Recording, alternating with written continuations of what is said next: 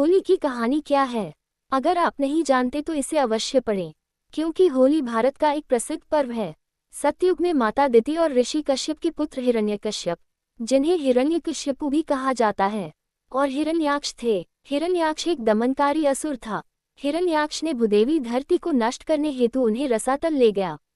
तब भगवान विष्णु ने वराह अवतार लेकर भूदेवी की रक्षा की और आततायी असुर हिरण्याक्ष का वध किया। अपने छोटे भाई के वध से हिरण्यकश्यप बहुत ही क्रोधित हुआ और विष्णुद्रोही बन गया। उसे नारायण पूजा से क्रोध होने लगा। वह तपस्या करने लगा। भगवान ब्रह्मा जी से तप कर शक्तियां एवं वरदान प्राप्त किए और फिर इन शक्तियों से वो वैष्णव भक्तों का वध करने लगा।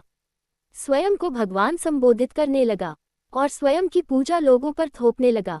परंतु जब पुत्र की बात आई तो हिरण्यकश्यप की सभी शक्तियां और वरदान धरे के धरे रह गए। वह परम विष्णु भक्त था। हिरण्यकश्यप ने अपने पुत्र प्रहलाद को प्रेम, लोभ, मोह, भय सब प्रकार से समझाने का प्रयास किया कि विष्णु असुरों के शत्रु हैं।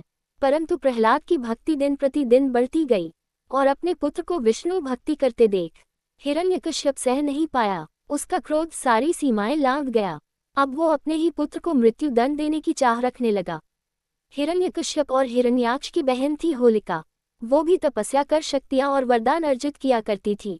उसे वरदान स्वरूप एक चादर मिली थी, जिस चादर को ओढ़ने मात्र से अग्नि जला नहीं सकती।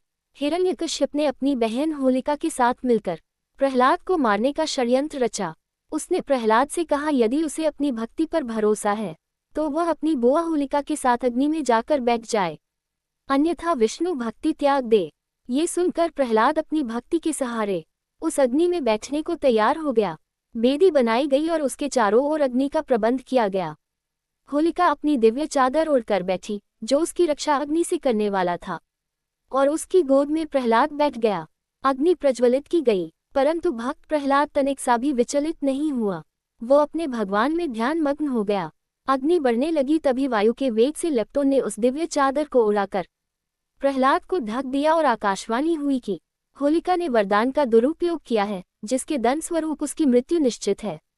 और दंड स्वरूप होलिका उसी अग्नि में जलकर भस्म हो गई। इधर उसका भाई हिरण्यकश्यप अपनी प्रिय बहन की मृत्यु से अत्यंत दुखी होकर विलाप करने लगा।